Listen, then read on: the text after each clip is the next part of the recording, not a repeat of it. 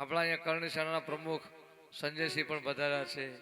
અહીંયા આપણા બધાની સામે નામી અનામી સંતો ને વડીલો ભક્તો ઘણા બધા પધાર્યા છે. આજ પહેલી વખત કે અવારનવાર આપણે પરિચયમાં આવ્યા. ભજનનો ખરેખર તો એવો અર્થ થાય છે મારા અનુભવ મુજબ. કારણ કે કબીર સાહેબને હુજ્યું એવા ભજન કબીર સાહેબે કીધું. દરેક ભજનમાં નામાસરણ આવે છે. આમાં આપણે ગાયેલા જ ગાઈએ છીએ એ નામાસરણમાં આવે છે. કબીર સાહેબે એમને જે અનુભવમાં આવ્યું એ કીધું. વાલ્મીકી સાહેબે એમને અનુભવમાં આવ્યું એ. હવે આપણે જેટલા છીએ તેટલા આ મનુષ્ય અવતાર એવો મળ્યો છે કે કંઈક આપણને આશીર્વાદ મળે કે ન મળે, ભગવાન મળે કે ન મળે, પણ મનુષ્ય અવતારમાં 50 વર્ષ કે 100 વર્ષના આયુષ્યમાં આપણે બધા જે અમૂલ્ય જે ભજનની અંદર બેઠા છે તો એટલી ખરેખર પરમાત્માની કૃપા છે કે આ ઘરમાં છે. વિનુભા રંગુભા પેલા રજવાડા ચાલતા હતા ને એ કોઈ તમારા બળે નતા ચાલતા, એ ભજનના પ્રતાપે ચાલતા હતા. અને આપણામાંથી રેણી કેણી ઘટી એટલે રાજપાટ ગયું છે. તો અત્યારે રાજા એ કહેવાય કે આટલા બધાને તેડાઈ એક ટુકડો આલવો, ભજન સત્સંગ કરાવવો. ખરેખર આ છે ને વક્ત બદલતા એ રક્ત નહીં, આ લોહીમાં આવે છે. મારા ગુરુ એવું કહેતા, ઉઠ બરાબર, બેઠ બરાબર, ખા બરાબર, બોલ બરાબર, ચાલ બરાબર, સો બરાબર. અમે જે કરીએ તમે ન કરતા. ઘણી વખત કે બાપુ ચલમ પીવે છે, બાપુ આમ કરે છે, પણ અમે નાગા સાધુ છે. અમે કરો એ સમાજ ન કરતા, અમે કરતા એ સરકાર પણ ન કરે. આદિ અનાદિ આપણા પુરાવા છે.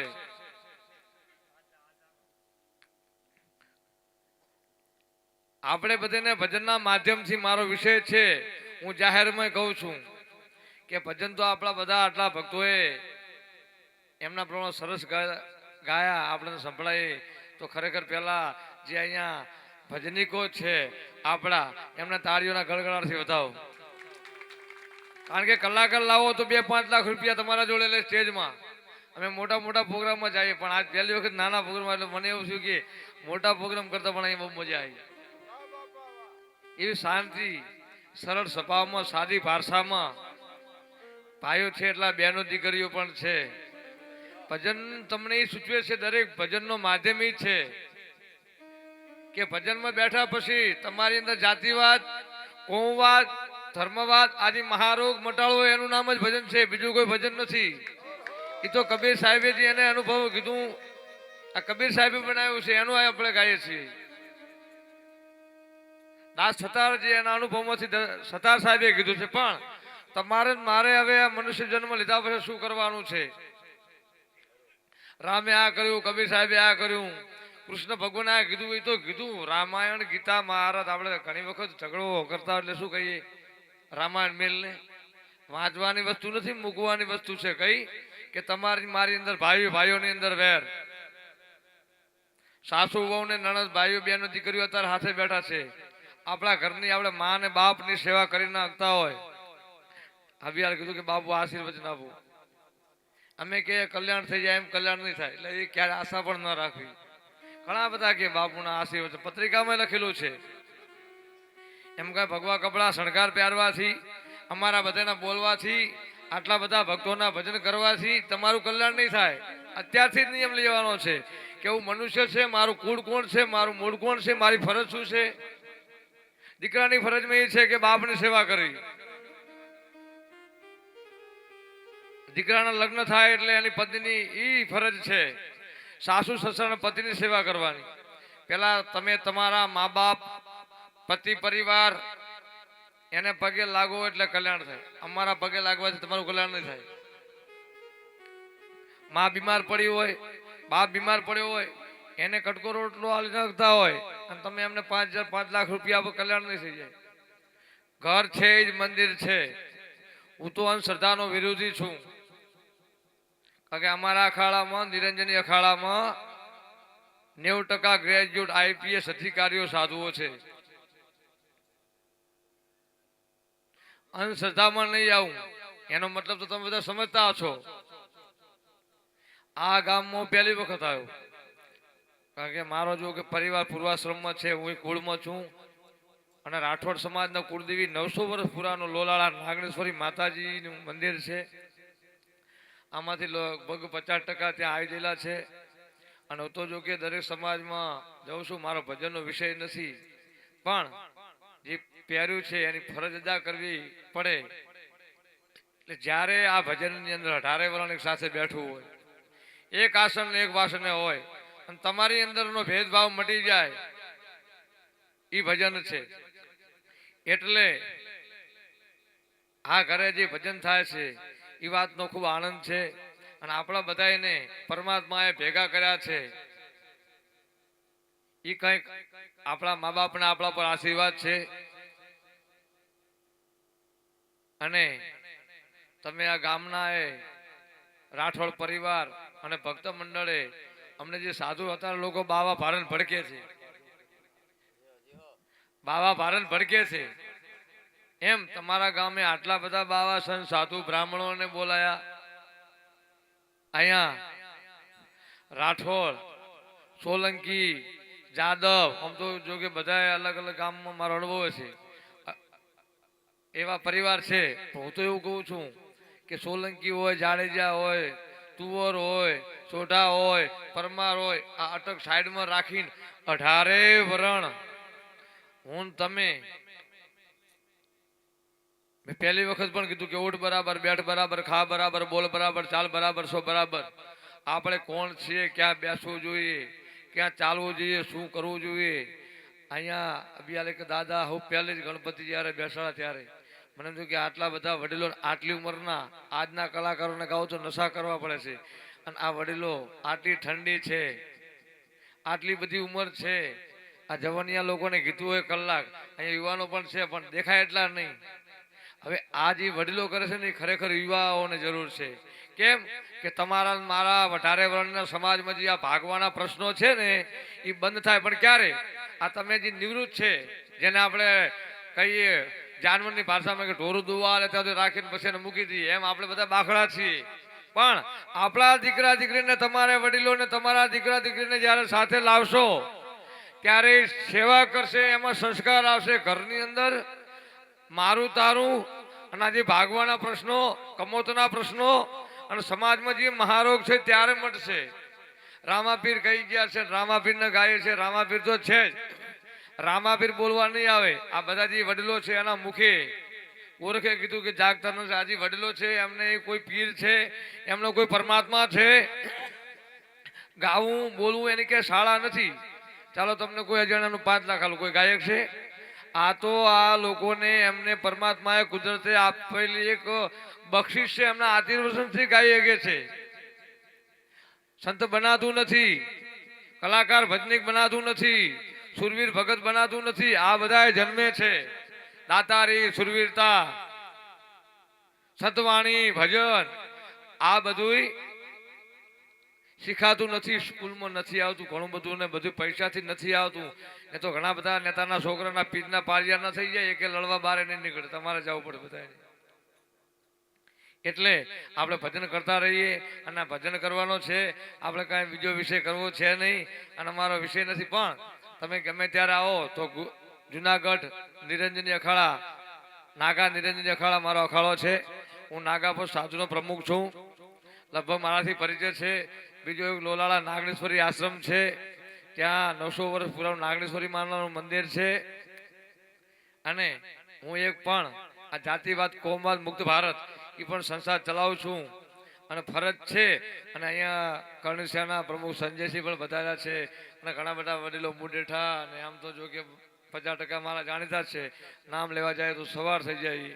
હું તમને ઓળખું, તમે મને ઓળખો, પણ આવા ને આવા ભાઈચારાથી મળજો, ભાઈચારાથી રહેજો. પણ બને તેમ તમારા યુવાન જે દીકરા દીકરી કરે છે ને એ સારાથી ગાદલા ઉપર સૂતા છે ને એમને લઈ આવજો. તમારી હવે ઉંમર ભજન કરવાની આરામ કરવાની છે ને એમની ઉંમર ભજન કરવાની છે, એટલે તમે એમને રસ્તો સોંપતા જાજો, જેથી કંઈ પ્રથા બંધ ન થાય, સનાતન ધર્મનો દોષ ન લાગે, ભજન ભૂલાઈ ના જાય. અમુક સમાજમાં તો તમને ખ્યાલ હોય કે ના હોય, હું તો જાહેરમાં કહું છું કે ભજન બંધ થઈ ગયા છે, સંત સાધુઓ માટે દરવાજા બંધ છે. એટલે આપણા દેશમાં એક મને તમારા માટે દુઃખનું એક કારણ છે.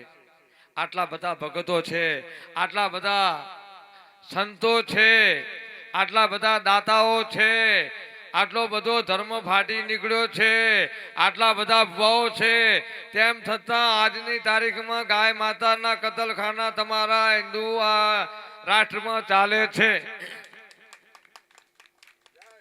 ક્યાં છે ભજનનો પ્રતાપ? ક્યાં છે સાધુ સંતોની શક્તિ? ક્યાં છે નેતાઓની શક્તિ?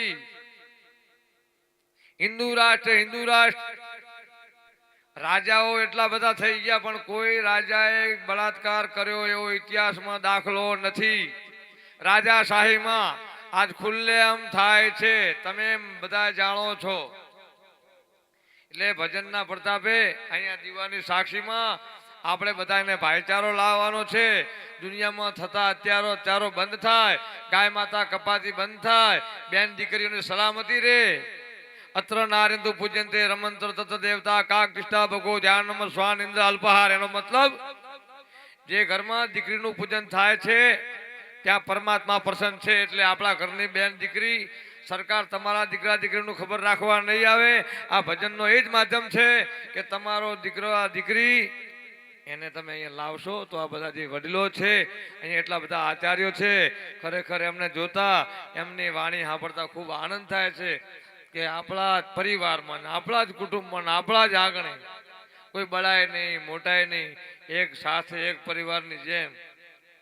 આ મહાસાગરના મોતી મહાસાગરમાં કાદર સિવાય કાંઈ છે નહીં. આ સંસાર મહાસાગર છે ને તમારી સામે જે આચાર્યો બેઠા છે આ તમને મુખથી મોતી શબ્દ આપે છે, એનું પાલન કરો. અહીંયા મોતી છે. મુવા પછી મુક્તિ ના હો, મર્યા પછી કાંઈ છે નહીં. એટલે જીવતા જીવતા આનંદ કરી લેવાનું, અને જીવતા જીવતા જે સમજાય આજનો તો કાલ વેર ઝેરને સાઈડમાં નાત જાતને મૂકી અને આપણે આ જીવન નથી જાણ્યું જાનકી નાથ રામે સવારે શું થવાનું છે.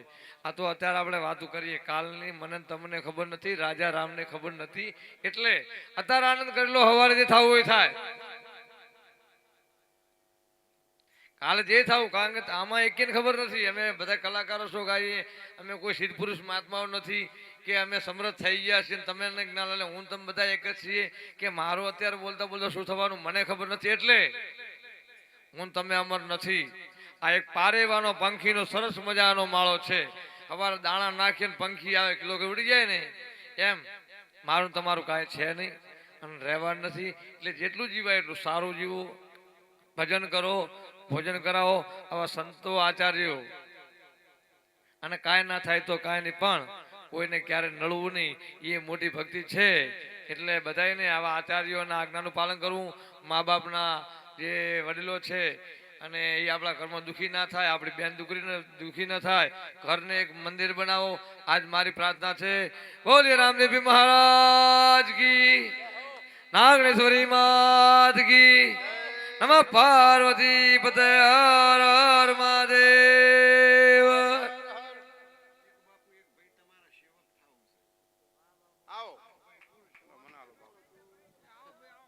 ભાઈ આવો, જેની ઈચ્છા હોય ગમે એટલે એક ને જેટલા આવો એટલા આવો, અને પોણીનો લોટો ને થાળી લાવો, અને કંકુ ને ચોખા લાવો.